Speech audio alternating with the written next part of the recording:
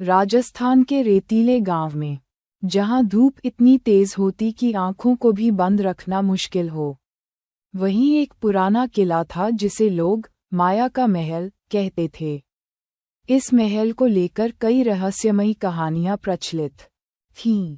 कहा जाता था कि जो भी उस महल में जाता है कभी लौटकर नहीं आता। गांव के लोग इस महल के बारे में बातें करते हुए भी डरते थे। लेकिन अर्जुन, एक साहसी और जिज्ञासु युवक, इन सब बातों पर यकीन नहीं करता था। एक दिन अर्जुन ने अपने दोस्तों से कहा, मैं माया का महल देखने जा रहा हूँ। ये सारी कहानियां बस अफवाहें हैं। उसके दोस्तों ने उसे रोकने की कोशिश की, लेकिन अर्जुन ने किसी की बात नहीं मानी। उसने तय कर लिया था कि वह उस महल में जाएगा और सच सामने लाएगा। रात का समय था। चांद की हल्की रोशनी रेगिस्तान पर फैल रही थी। अर्जुन अकेले महल की ओर बढ़ा। जैसे जैसे वह महल के करीब पहुंचा, उसकी धड़कनें तेज होने लगीं। दरवाजे के पास पहुंचते ही महल का भारी पत्थर का दरवाजा खुद ब खुद खुल गया। अर्जुन ने एक गहरी सांस ली और अंदर कदम रखा। महल के अंदर का माहौल ठंडा और रहस्यमयी था। दीवारों पर पुरानी पेंटिंग्स लटकी थीं, जिनमें राजा रानियों के धुंधले चेहरे नजर आ रहे थे। अर्जुन ने अपनी टॉर्च निकाली और आगे बढ़ा।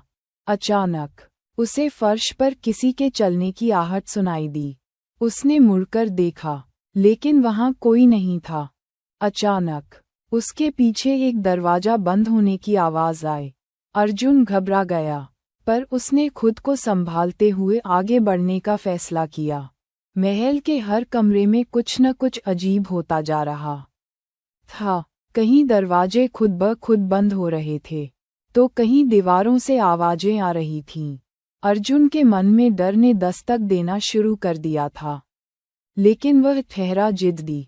उसने ठान लिया था कि वह इस महल के रहस्य को सुलझाकर रहेगा। अर्जुन महल की सीढ़ियों से ऊपर चढ़ा। ऊपर एक बड़ा सा हॉल था, जहां एक पुराना झूमर लटक रहा था।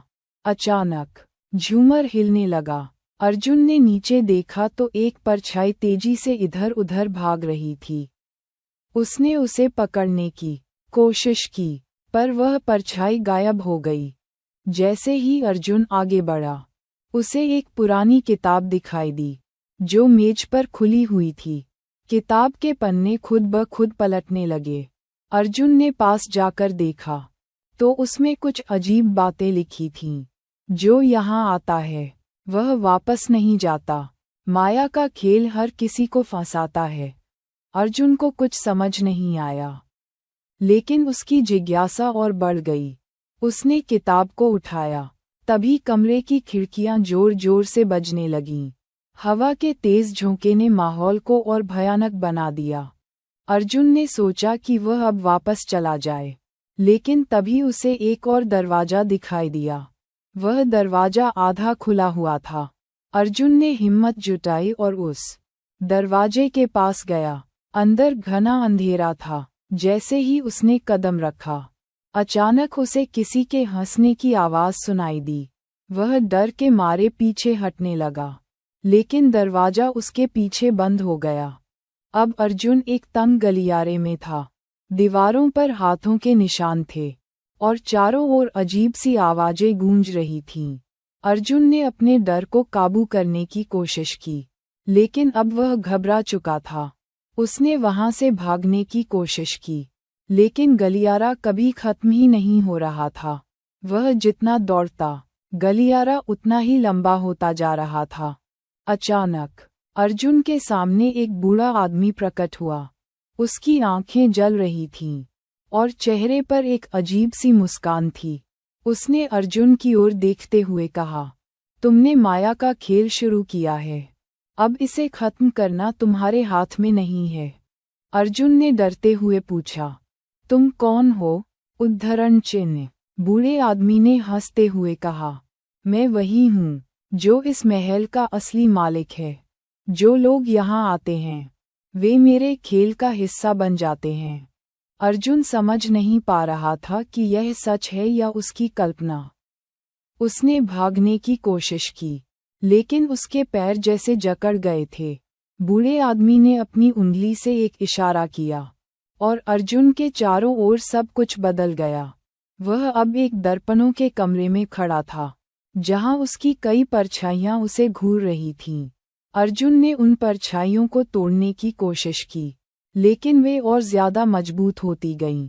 तभी अर्जुन को याद आया कि किताब में लिखा था, माया का खेल हर किसी को फंसाता है।